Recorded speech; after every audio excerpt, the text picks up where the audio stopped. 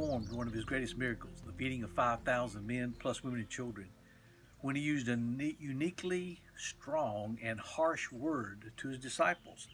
Let me read it to you from Mark chapter 6, verse 45. Immediately Jesus made his disciples get into the boat and go ahead of them.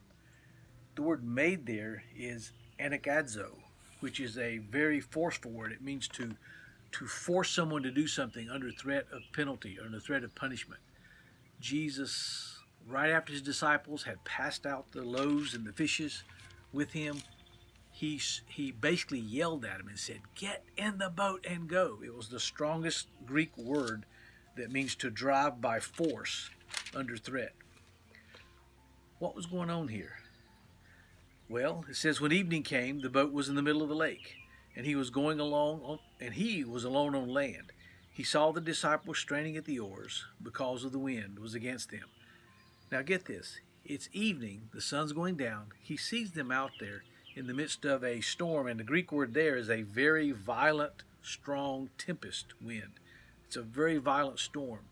And as the sun goes down, Jesus sees them.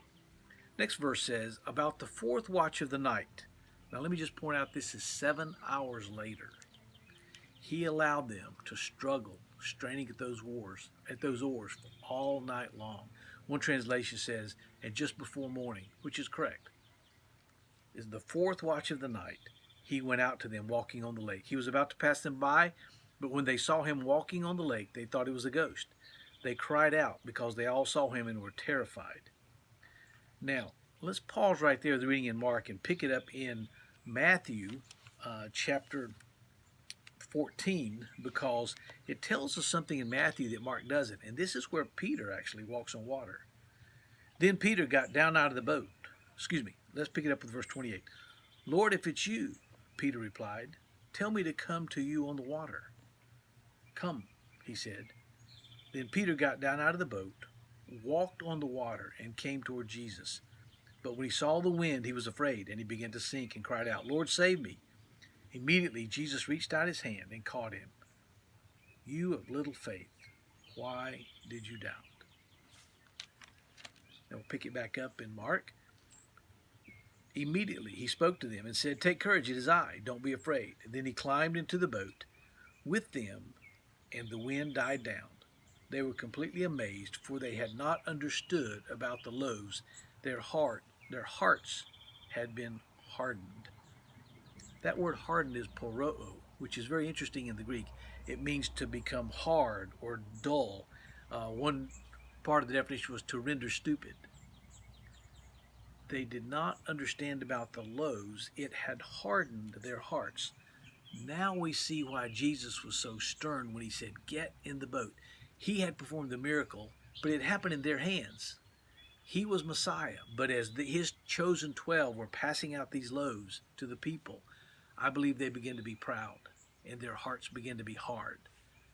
And he saw that. He understood that. So he made him get in the boat. And it took him 7 hours of hard rowing to drive some of that pride out of them and to teach them without him they could do nothing.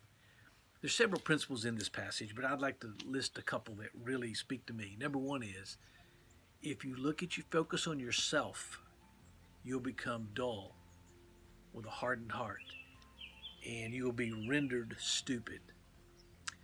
If you focus on the wind and the waves, as Peter did after he got out of the boat, natural forces like gravity will take over and will suck you under the waves.